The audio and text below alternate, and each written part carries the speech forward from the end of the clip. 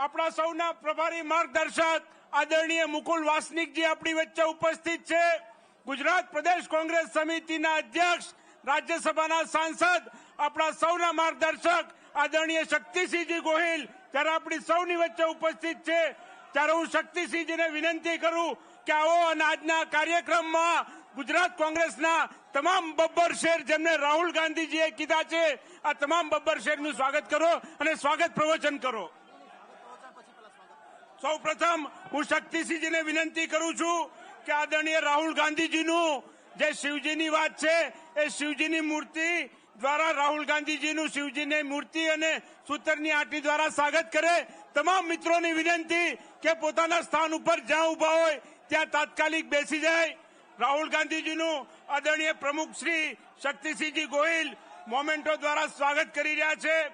ત્યારબાદ વિપક્ષના નેતા અમિતભાઈ ચાવડાને વિનંતી કરું કે તેઓ શાલ અને સૂતરની આંટી દ્વારા આપણા સૌના નેતા આદરણીય રાહુલ ગાંધીજીનું સ્વાગત કરે. ત્યારબાદ વિધાનસભા કોંગ્રેસ પક્ષના નેતા શૈલેષભાઈ પરમાર મોમેન્ટો દ્વારા રાહુલ ગાંધીજીનું સ્વાગત કરશે અને અમદાવાદ શહેર કોંગ્રેસ સમિતિના અધ્યક્ષ હિંમતસિંહ પટેલ પણ સૂતરની આંટી દ્વારા રાહુલ ગાંધીજીનું સ્વાગત કરશે.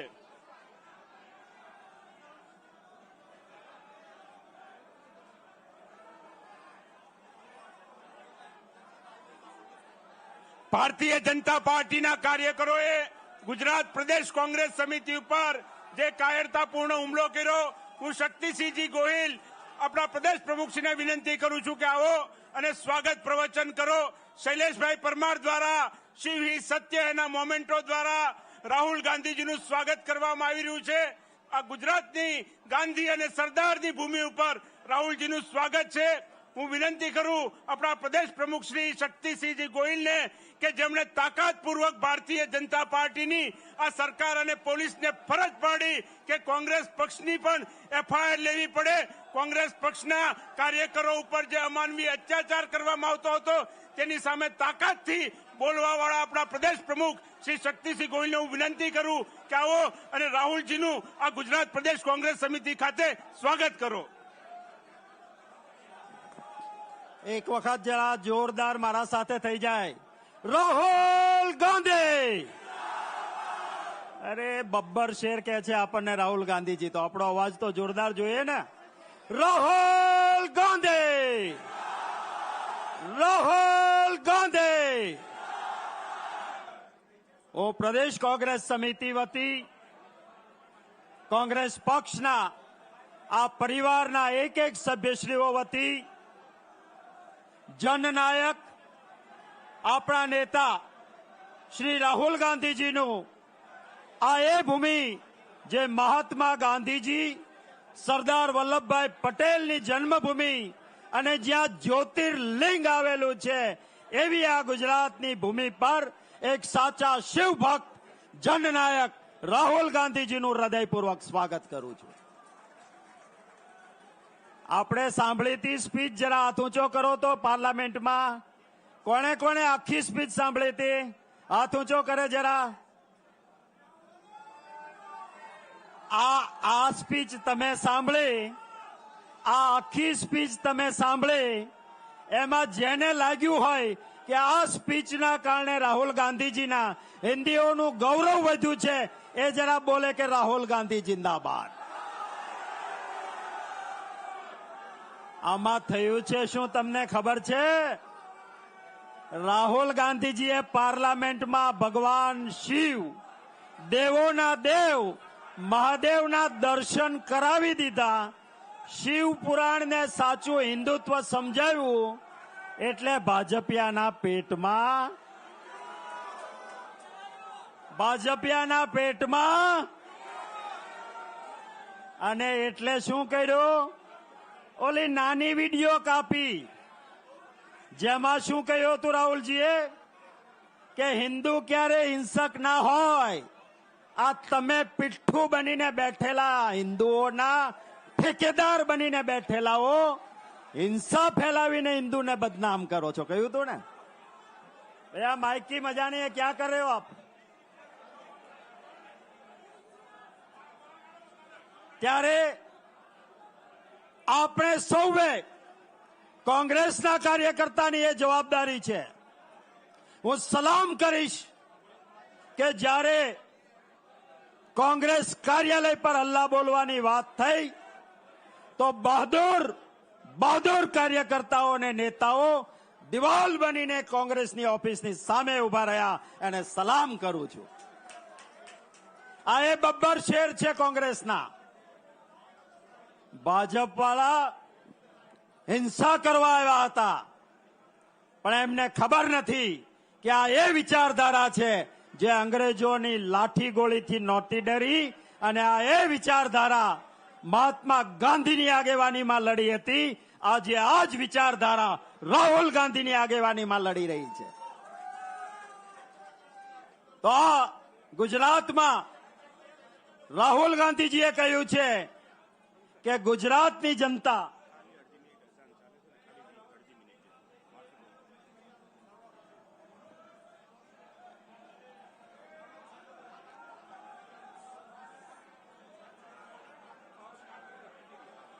ત્યારે હું આપ સૌને કહું છું કે કોંગ્રેસ ગુજરાતમાં જીતશે, એ રાહુલ ગાંધીજીના શબ્દો, અને આપણા અહંકારથી નહીં. ગુજરાતીઓ આનાથી ગળે આવી ગયા છે, એટલે ગુજરાતીઓ કોંગ્રેસને જીતાડશે. રાહુલ ગાંધીજી ન્યાય માટે લડે છે, અને સમગ્ર ગુજરાતમાં જેને જેને અન્યાય થયો છે એ પરિવારો રાહુલ ગાંધીજીને મળવા આવ્યા છે, અને રાહુલ ગાંધીજી એમને મળવાના છે. આ ગુજરાતીઓના આશીર્વાદ આપણને જીતાડશે. જે 5 બબ્બર શેર પોલીસે જેમને પકડ્યા છે, કોર્ટે આજે પણ એમની ટીકા કરી કે તમારે જરૂર નહોતી તો વહેલા હું કામ લાવ્યા. એવા પરિવારના, એ જ આપણા બબ્બર શેરના પરિવારના સભ્યોને રાહુલ ગાંધીજી મળવાના છે. એ માટે રાહુલ ગાંધીજીનો આભાર માનું છું. આવા આપણા નેતા છે. વિશેષ તમારી અને રાહુલ ગાંધીજીની વચ્ચે નહીં લેતા, હું રાહુલ ગાંધીજીને જ વિનંતી કરું. એ પહેલા જરા 2 સૂત્રો થઈ જાય. राहुल गांधी, और जोर से राहुल गांधी. और राहुल गांधी जी से मैं विनती करूंगा कि आइए और हमें संबोधित कीजिए.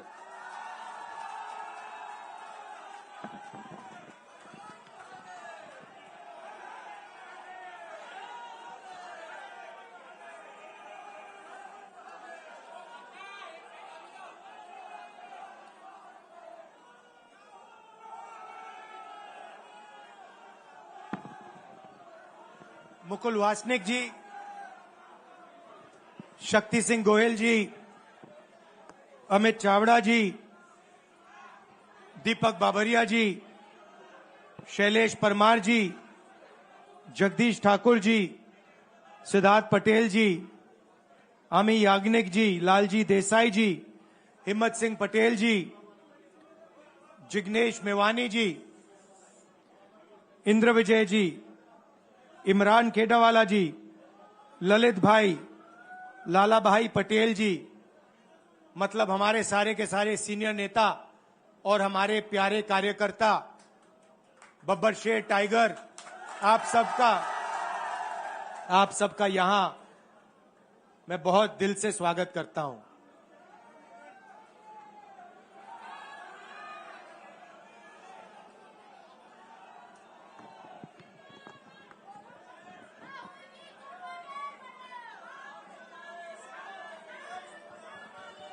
पार्लियामेंट हाउस में आपने देखा होगा कि अजीब सी बात है,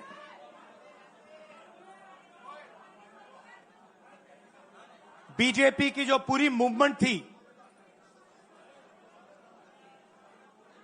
राम मंदिर की, अयोध्या की मूवमेंट थी.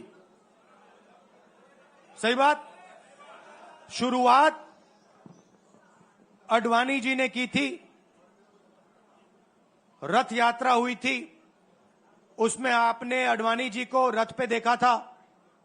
कहा जाता है कि नरेंद्र मोदी जी ने उस यात्रा में अडवाणी जी की मदद की थी. इनकी शुरुआत वहां हुई. राइट, ठीक है. रथ यात्रा चली और पार्लियामेंट में मैं सोच रहा था कि उन्होंने राम मंदिर का इनॉग्रेशन किया और राम मंदिर के इनॉग्रेशन में अदानी जी दिख गए, अंबानी जी दिख गए, मगर गरीब व्यक्ति वहां कोई नहीं दिखा। आपने देखा होगा, टीवी पे देखा आपने। अब उसका नतीजा बताता हूं। पार्लियामेंट में मैं यहां बैठता हूं, यहां पे अयोध्या के एमपी बैठते हैं। देखा आपने उनका चेहरा, इंडिया गठबंधन के हैं, है ना। मैंने उनसे पूछा कि भैया आप मुझे एक बात समझाओ, ये बीजेपी ने अपनी पूरी पॉलिटिक्स अयोध्या की पॉलिटिक्स थी। चुनाव के पहले इन्होंने राम मंदिर का इनॉग्रेशन किया, राम भगवान को पॉलिटिसाइज करने की कोशिश की, मीडिया में फैला दिया। मैंने उनसे पूछा भैया एक बात बताओ, यह हुआ क्या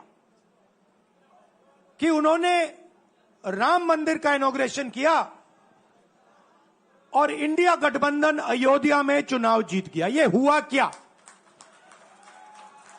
और मुझे जवाब उन्होंने दिया, मैं ये जवाब आपको देना चाहता हूं।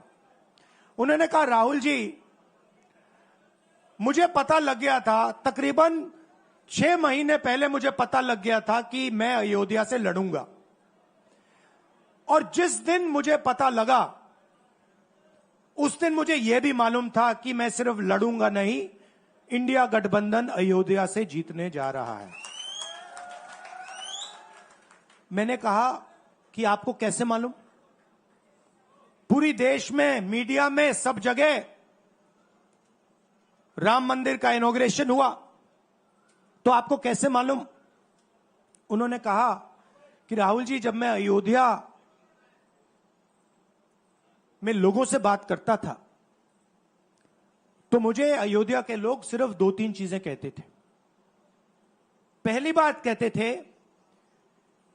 कि अयोध्या में मंदिर बनाने के लिए, क्लीन अप करने के लिए बहुत सारे लोगों से जमीन ली गई, बहुत सारे लोगों की दुकानें, घर तोड़े गए, और आज तक जिन लोगों के घर छीने गए, तोड़े गए, दुकानें तोड़ी गई, आज तक उनको नरेंद्र मोदी जी ने कॉम्पनसेशन नहीं दिया। पहली बात, जहां भी वो जाता था लोग उनसे कहते थे हमारी जमीन छीनी गई, सरकार ने हमें मुआवजा नहीं दिया। दूसरी बात, अयोध्या का इंटरनेशनल एयरपोर्ट बना, बड़ा एयरपोर्ट, जमीन किसकी गई? अयोध्या के किसानों की जमीन गई। आज तक उनको सही मुआवजा नहीं मिला। और तीसरी बात इन्होंने बताई मुझे, तीसरी बात, राहुल जी, अयोध्या की जनता को बहुत गुस्सा आया जब उन्होंने देखा कि राम मंदिर के इनॉग्रेशन में अयोध्या का एक भी व्यक्ति नहीं था। यह कारण थे। मगर मैं आपको यह कहानी क्यों बता रहा हूं?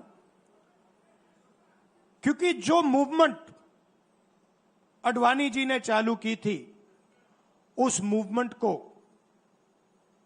जिसका सेंटर अयोध्या था, उस मूवमेंट को इंडिया गठबंधन ने अयोध्या में हरा दिया है। बहुत बड़ी बात कह रहा हूं। मतलब इनका पूरा जो सेंटर था, वहां पे हमने, आप जैसे कार्यकर्ताओं ने, कांग्रेस पार्टी के कार्यकर्ताओं ने, और आप जाके पूछिए वहां पे, समाजवादी पार्टी के किसी भी नेता से पूछ लीजिए और वो आपको बताएगा कि कांग्रेस पार्टी का कार्यकर्ता बब्बर शेर जैसे हमारे साथ खड़ा हो गया था, 1 इंच पीछे नहीं हटा। तो अयोध्या में कांग्रेस पार्टी ने, इंडिया गठबंधन ने इनको हराया है। तो अगला स्टेप क्या है? अब इन्होंने क्या किया? अच्छा, अंदर की बात बताता हूं। अब यहां आया हूं, परिवार से बात हो रही, तो अंदर की इनसाइड ट्रैक बता देता हूं। इनसाइड ट्रैक है, उसी एमपी ने बताया, राहुल जी यहां पे 3 बार सर्वे हुआ था। नरेंद्र मोदी जी वाराणसी से नहीं लड़ना चाहते थे, नरेंद्र मोदी जी अयोध्या से लड़ना चाहते थे। उनके सर्वेयर आए, 3 बार आए, नरेंद्र मोदी जी आए, और सर्वेयर ने उनको कह दिया, नरेंद्र मोदी जी अगर आप अयोध्या से लड़ेंगे, आप अयोध्या में हारेंगे। आप अयोध्या में मत लड़िए, क्योंकि अगर आप लड़ गए, आपका राजनीतिक करियर अयोध्या में खत्म हो जाएगा। इसलिए अयोध्या से नहीं लड़े, वाराणसी से लड़े।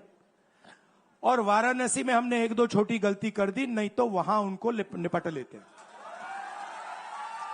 मतलब आप देखिए, अयोध्या में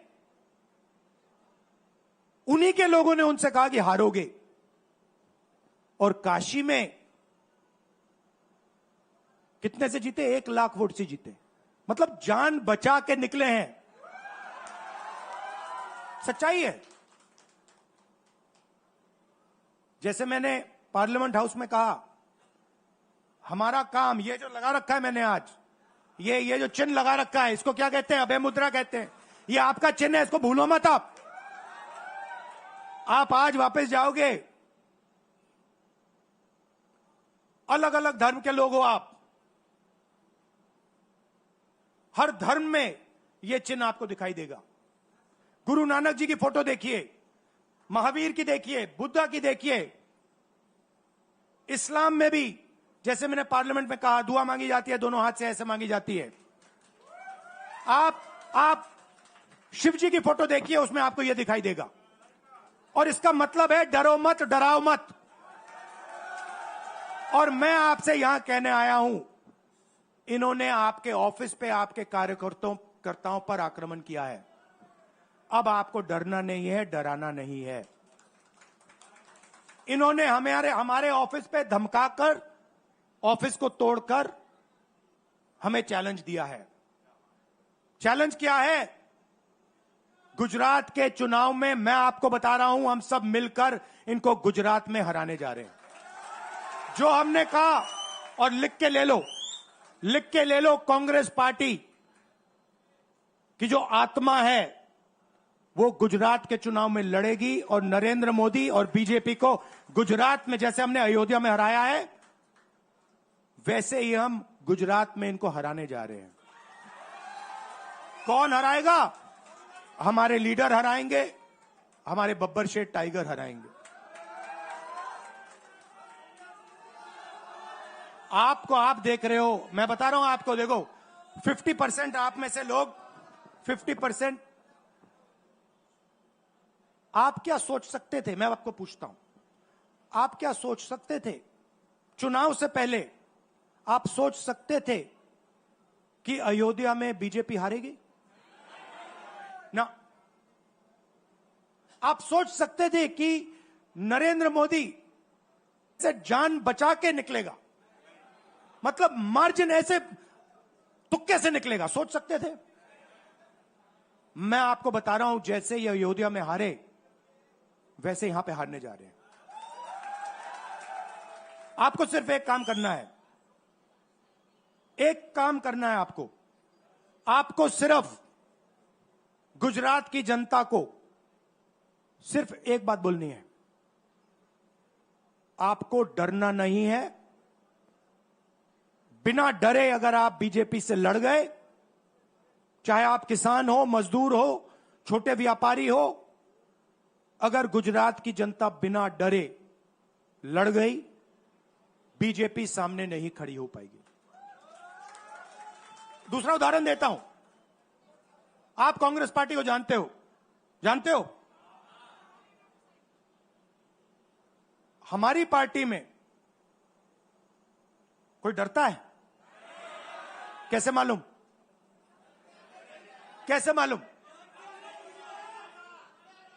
हमारी पार्टी में दिल से बात कर देते हैं। बड़ा सा बड़ा हो, राहुल गांधी हो, हमारे पार्टी के लोग कहते हैं राहुल गांधी, मुझसे कहते हैं, मेरे कमरे में आके कहते हैं, राहुल जी ये जो आपने किया हमें अच्छा नहीं लगा। कहते हैं, मैं बता रहा हूं आपको, और मैं कहता हूं आपने सही बोला, इस बार मैंने ऐसे नहीं करना था, जो आप बोल रहे हो वैसे करना था। हम डरते नहीं है, ना हमारे कार्यकर्ता हमें बोलने से डरते हैं, ना हम अपनी कार्यकर्ता की बात सुनने से डरते हैं, ना हमारा कार्यकर्ता हमसे डरता है। अब देखिए, मैं आपको रियलिटी बता रहा हूं। बीजेपी में नरेंद्र मोदी बैठे हैं, उनकी पूरी टीम बैठी है उनके सामने। मैं आपको इंटरनल बात बता रहा हूं, उनमें से कोई नरेंद्र मोदी को नहीं चाहता, मगर कोई नहीं चाहता, मतलब पूरी लीडरशिप टीम देख लो, आगे बैठी है। मैं बता रहा हूं आपको, अंदर की बात बता रहा हूं, इनसाइड ट्रैक दे रहा हूं, कोई नहीं चाहता, मगर दम नहीं है, डरते हैं।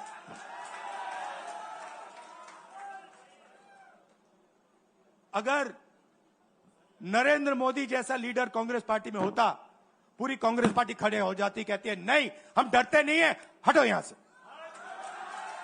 मगर उनकी पार्टी में दम ही नहीं है, उनके कार्यकर्ताओं में दम नहीं है। आप देखो ना, एक आदमी खड़ा है वहां पे, सबकी हवा निकल गई, मतलब कार्यकर्ताओं की हवा निकल गई, आरएसएस की हवा निकल गई, सारे लीडर्स की हवा निकल गई। सच बोल रहा हूं ना। और हमारे मतलब छोटा कार्यकर्ता होता है, टाइगर होता है, आता है कांग्रेस प्रेसिडेंट के सामने, आता है राहुल गांधी के सामने, आता है, कहता है भैया मेरे दिल में ये बात है, आपको ना लगे मैं तो बोल रहा हूं। तो ये है कांग्रेस पार्टी। अंग्रेजों के साथ ये खड़े हो गए थे सारे के सारे आरएसएस वाले। हम लड़े थे, हमने कहा, देश से हमने कहा था डरो मत, डराओ मत, हमने कहा था। बीजेपी के लोगों ने हाथ जोड़ के कहा था भैया डर गए हम, जो करना है कर लो। तो आप अपनी हिस्ट्री समझो, जो डर की भावना होती है ना, वो आप में नहीं है, उनमें है। और इसी के कारण मैं आपको बता रहा हूं, कांग्रेस पार्टी गुजरात में जीतेगी और गुजरात से ही नई कांग्रेस पार्टी बनेगी। क्योंकि कांग्रेस पार्टी, मैं गहरी बात बोल रहा हूं, मैं ऐसी आलतू फालतू बात नहीं करता हूं। देखिए, कांग्रेस पार्टी बनी कहां थी, मतलब हमारे जो सबसे बड़े नेता थे, जिन्होंने रास्ता दिखाया था। आप क्या सोचते हो, जब यहां अंग्रेज राज करते थे, क्या डर नहीं था? गुजरात के व्यक्ति ने कहा था, महात्मा गांधी ने देश को कहा कि देखो डरो मत, डराओ मत। और आग गुजरात से शुरू हुई थी। और आज अगर कांग्रेस पार्टी है, तो वो पार्टी, वो भावना, वो सोच गुजरात से शुरू हुई थी। इसीलिए जब इन्होंने हमारा ऑफिस तोड़ा, मैंने सोचा भैया मौका मिल गया, अब हम इनको सबक सिखाएंगे। जैसे इन्होंने हमारा ऑफिस तोड़ा, वैसे ही हम उनकी सरकार को तोड़ने जा रहे हैं। अच्छा, अब मैंने डरो मत की बात करी, मगर एक शिकायत भी है, ये भी नहीं है कि कांग्रेस पार्टी गुजरात में कमियां नहीं है,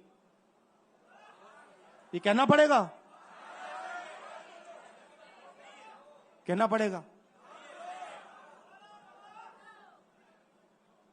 कमी क्या है? एक कार्यकर्ता ने मुझे बहुत अच्छी तरह बताया, कांग्रेस पार्टी के कार्यकर्ता ने, राहुल जी, कहता है मुझे, राहुल जी ये कांग्रेस पार्टी में एक मुश्किल है, दो तरीके के घोड़े होते हैं, एक रेस का घोड़ा होता है, दूसरा शादी का घोड़ा होता है। ये आप कभी कभी कांग्रेस पार्टी क्या करती है, रेस के घोड़े को शादी में भेज देती है और शादी के घोड़े को रेस में लगा देती है। तो उसने कहा ये आप बंद करा दीजिए, रेस के घोड़े को आप रेस दौड़ाइए और शादी के घोड़े को आप शादी में भेजिए। तो ये हमें गुजरात में करना है। जो रेस का घोड़ा है, जो तैयार है, दौड़ने के लिए तैयार है, उसको रेस में लगाना चाहिए। और जो हमारे शादी के घोड़े हैं, जो हैं वो हैं, उनको हमें शादी में बारात में नचा देना चाहिए। तो अब मेरा कहना है कि यह काम सीरियसली करना है। हम पिछले चुनाव में, आप भी जानते हो, मैं भी जानता हूं कि हम बीजेपी से पिछले चुनाव में नहीं लड़े थे, ठीक से नहीं लड़े थे। उससे पहले चुनाव में 2017 में हम 3 महीने कह लो, 4 महीने कह लो, 4 महीने 3 महीने हम लड़े और नतीजा आपने देखा। आपने देखा, गुजरात के सीनियर नेताओं ने मुझे बस में कहा, मैं बता रहा हूं आपको इनसाइड ट्रैक, मुझे बस में कहा कि राहुल जी, गुजरात में हमें 40 सीटें मिलेंगी। मैंने उनसे कहा 40 नहीं, हम चुनाव जीतने जा रहे हैं। और 16 सीट से हम चुनाव हारे। अब 3 साल हैं, 3 महीने में हम फिनिश लाइन तक पहुंच गए थे। 3 साल में हम फिनिश लाइन को मतलब उधर पीछे छोड़ के निकल जाएंगे। मैं आपको यहां कह रहा हूं कि आप लोग गुजरात में कितने साल बाद, 30 साल हो गए, 30 साल हो गए। मैं आपको बता रहा हूं, मानो ना मानो, आप में से 50% अभी मान रहे हैं और 50% कह रहे नहीं भैया नहीं होगा। जो 50% मान रहे हैं, मैं आपसे बात कर रहा हूं। जो 50% मान रहे हैं, मैं आपसे बात कर रहा हूं। आप लड़ जाओ और ये बाकी 50% बैठे हैं, उनकी माइंड बदल दो, नैया पार हो जाएगी, सरकार बन जाएगी। और मैं आपसे कहना चाहता हूं कि एआईसीसी की टीम, राहुल गांधी, मेरी बहन, सारे के सारे सीनियर लीडर आपके साथ यहां खड़े होंगे, आपके साथ मिलकर इनकी सरकार को तोड़ेंगे। आपने बहुत सहा है, बहुत लाठियां खाई हैं, बहुत अपमान हुआ है आपका, गालियां खाई हैं आपने। अब बहुत हो गया, अब इनको हमें सबक सिखाना है और हम इनको हराने जा रहे हैं। और नफरत से नहीं, मोहब्बत से आप देखना, मोहब्बत से हम इनको हराएंगे। कैसे? क्योंकि नरेंद्र मोदी जी का जो विजन था, वो गुब्बारा जो था वो फट गया है, फटाक से वो फट गया है। आप सोचिए, पार्लियामेंट हाउस में नरेंद्र मोदी वहां बैठे, मैं यहां, और मैंने प्रधानमंत्री जी उनके सामने कहा कि नरेंद्र मोदी जी, आप एक व्यक्ति भी नहीं कह सकता हूं, पता नहीं आप क्या हैं, क्योंकि आपने ही कहा कि मैं नॉन बायोलॉजिकल हूं, मैं बायोलॉजिकल नहीं हूं। और मेरा सीधा डायरेक्ट कनेक्शन है ईश्वर से। अरे भैया, आपका डायरेक्ट कनेक्शन है ईश्वर से, तो अयोध्या कैसे हार गए? कैसे हार गए? तो हमारे प्रधानमंत्री सोचते हैं कि बाकी सब लोग बायोलॉजिकल, गुजरात की जनता बायोलॉजिकल, गांधी जी बायोलॉजिकल, हिंदुस्तान के किसान मजदूर सब लोग बायोलॉजिकल, और Narendra Modi non biological. Speaker sir ने मुझे कहा, ऐसे मत बोलिए, मैंने कहा मैं थोड़ी बोल रहा हूं, ये तो प्रधानमंत्री बोल रहे थे, मैं तो उनकी बात कर रहा हूं। स्पीकर बिल्कुल चुप हो गए। बात तो सही है, बात तो सही है। ये राहुल गांधी के शब्द थोड़ी है, ये तो हिंदुस्तान के प्रधानमंत्री के शब्द हैं, नॉन बायोलॉजिकल। अब सोचिए वो व्यक्ति जो अपने आप को नॉन बायोलॉजिकल समझता है और देश की जनता को बायोलॉजिकल समझता है, कि मतलब मैं यहां और बाकी जनता वहां, वो गुजरात को विजन कैसे दे सकता है? जो किसानों का दर्द नहीं समझ सकता, मजदूरों का दर्द नहीं समझ सकता, डायमंड इंडस्ट्री में जो काम करते हैं उनका दर्द नहीं समझ सकता, नॉन बायोलॉजिकल व्यक्ति वो गुजरात को कैसे रास्ता दिखा सकता है? नहीं दिखा सकता।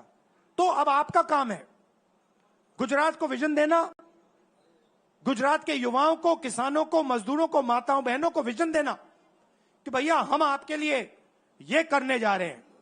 आपने हमारा मैनिफेस्टो देखा, हिला के रख दिया था बीजेपी को, आपने देखा? वैसा मैनिफेस्टो बनाना है गुजरात के लिए। गुजरात की जनता से मिलकर 1 लाख लोगों ने हमारा मैनिफेस्टो बनाया था। वैसे ही हम गुजरात में लाखों लोगों से पूछकर अपना मैनिफेस्टो बनाएंगे, गुजरात को विजन देंगे और फिर चुनाव पूरा दम लगा के लड़ेंगे और यहां इनकी जो सरकार है उसको तोड़ के हटप्परे कर देंगे। आप सबका दिल से धन्यवाद। आखिरी बात मैं कहना चाहता हूं, यहां जगन्नाथ यात्रा हो रही है, आप सबको और जो यात्रा में भाग लेंगे आप सबको शुभकामनाएं देना चाहता हूं और दिल से प्यार देना चाहता हूं। आप सबका दिल से धन्यवाद, नमस्कार, जय हिंद। अभय मुद्रा, डरो मत, डराओ मत। વિપક્ષના નેતા, વિધાનસભા કોંગ્રેસ પક્ષના નેતા અમિતભાઈ ચાવડાને વિનંતી કરું કે તેઓ આવે અને આભાર વિધિ કરે। ગાંધી સરદારના ગુજરાતમાં ડરો નહીં ને ડરાવો નહીં ના નારા સાથે કોંગ્રેસના જે કાર્ય, કોંગ્રેસની વિચારધારા સાથે આ ગુજરાતના લોકો માટે લડી રહ્યા છે, સંઘર્ષ કરી રહ્યા છે, એવા તમામ કાર્યકરોનો હોંસલો બુલંદ કરવા માટે ગુજરાતમાં અગ્નિકાંડ હોય, મોરબીના બ્રિજના પીડિતો હોય, સુરતના તક્ષશિલા કાંડના પીડિતો હોય, વડોદરાના મૃતકના પરિવારજનો હોય, એવા તમામ ગુજરાતમાં જેને અન્યાય થાય છે, જેની પર અત્યાચાર થાય છે, જેને ન્યાય માટે લડત લડે છે, એવા તમામ પરિવારોને સથવારો આપવા માટે એના લડતમાં કોંગ્રેસ એની સાથે છે એ વિશ્વાસ આપવા માટે કોંગ્રેસના કાર્યકરો ને આવનારા સમયમાં લડીશું ને જીતીશું એના માટે વિશ્વાસ સાથે એક તાકાત પૂરી પાડવા માટે જનનાયક રાહુલ ગાંધીજી આપણી વચ્ચે પધાર્યા છે, ત્યારે આપણે સૌ ગુજરાતી વતી એમનો ખૂબ ખૂબ આભાર વ્યક્ત કરીએ છીએ। રાહુલજીને પણ આપણે વિશ્વાસ આપીએ છીએ કે તમે જે દેશની પાર્લામેન્ટમાં વિશ્વાસ અપાયો છે, કોંગ્રેસનો એક એક કાર્યકર, એક એક ગુજરાતી જે આવનારા સમયમાં ડરો મત ના નારા સાથે જે લડાઈ લડવાનો છે એની સાથે મક્કમતાથી કોંગ્રેસનો કાર્યકર પણ લડશે। ફરીથી આપણા સૌના તરફથી રાહુલજીનો ખૂબ ખૂબ આભાર માનીએ છીએ કે કોંગ્રેસના કાર્યકરોનો હોંસલો બુલંદ કરવા માટે અને ગુજરાતના લોકોના દુઃખમાં ભાગીદાર થવા માટે અને આવનારા સમયમાં લડત માટેનો એક એલાન કરવા માટે, હોંસલો આપવા માટે આપણી વચ્ચે આવ્યા છે, ત્યારે આપણા સૌના તરફથી રાહુલજીનો ખૂબ ખૂબ આભાર, ધન્યવાદ।